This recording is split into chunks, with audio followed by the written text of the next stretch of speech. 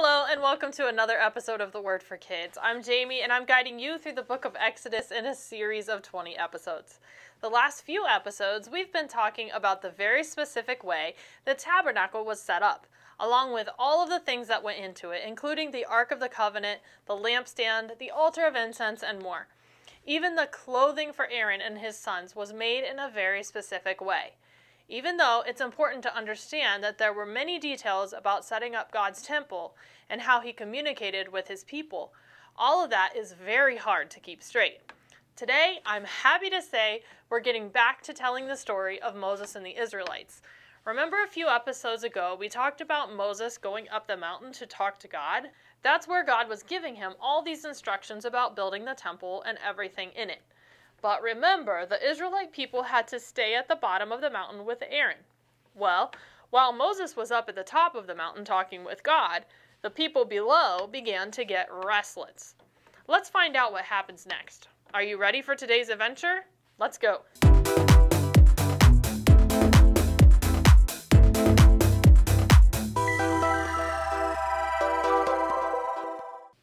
Okay, so Moses was up at the top of the mountain a long time.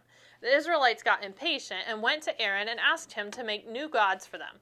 They lost their faith in Moses and his God because Moses took longer than they thought he should to come down from the mountain. Aaron should have told them no, but he didn't. Instead, he told them to bring all of their gold earrings to him. With the gold from these earrings, Aaron made an idol in the shape of a calf, which is a baby cow. Then the people said, "These are your gods, Israel, who brought you out of Egypt." Already, the people had turned their back on the true God.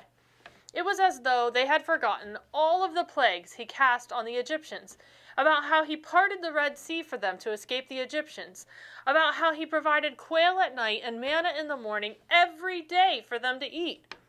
When Aaron saw the people had turned to this new God, he built an altar in front of the calf and said to the people, "Tomorrow there will be a festival to the Lord."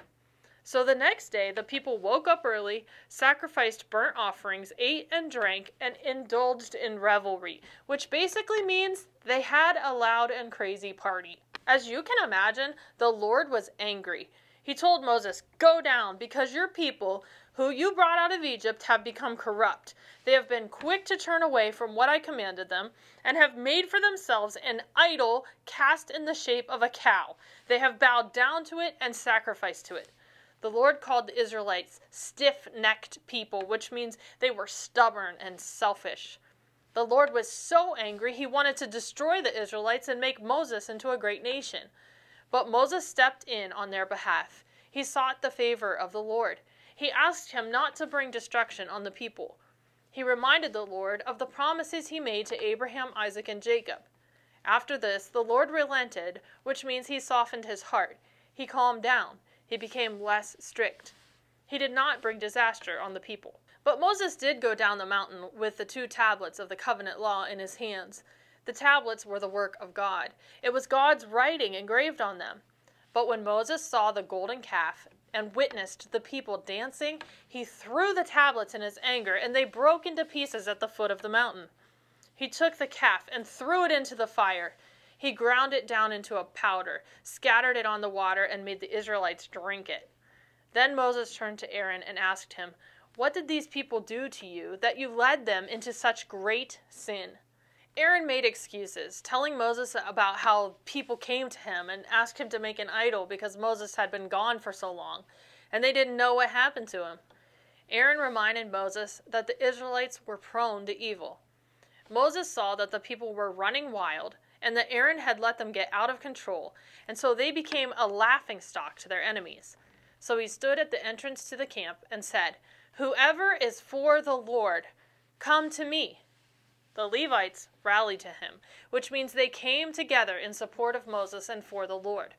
Moses told the Levites to take their swords, go back and forth across the camp, and strike people down as a consequence for turning away from the Lord. The Levites did this, and on that day, about 3,000 Israelites died. Moses told the Levites they were set apart to God because they did what God asked them to do. This must have been a devastating day because they lost so many of their friends and family as a result of their sins. Then Moses told the people, "You have committed a great sin. But now I will go up to the Lord. Perhaps I can make atonement for your sin." And that's where our story leaves off for today. Wow. The Israelite people kept turning away from God.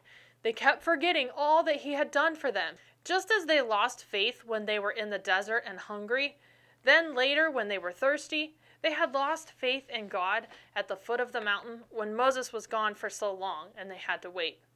They wanted answers now. They wanted the next step right away. They wanted comfort. And this desire to have what they wanted, this unwillingness to be uncomfortable and unsettled, caused them to literally build a new god to try to take the place of the true God. And that brings us to the word of the day.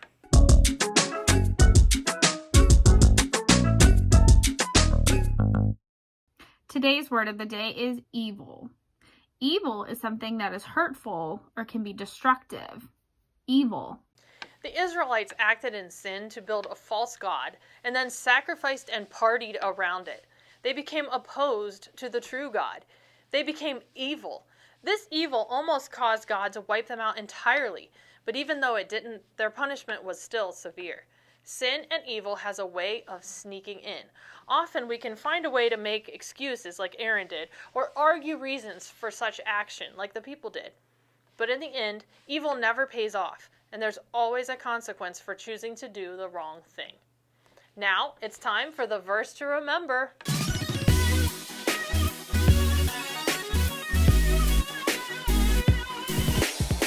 Today's verse is another of the 10 Commandments.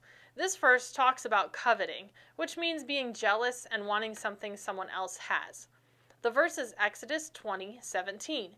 You shall not covet your neighbor's house. You shall not covet your neighbor's wife, or his male or female servant, his ox or donkey, or anything that belongs to your neighbor. One more time. You shall not covet your neighbor's house.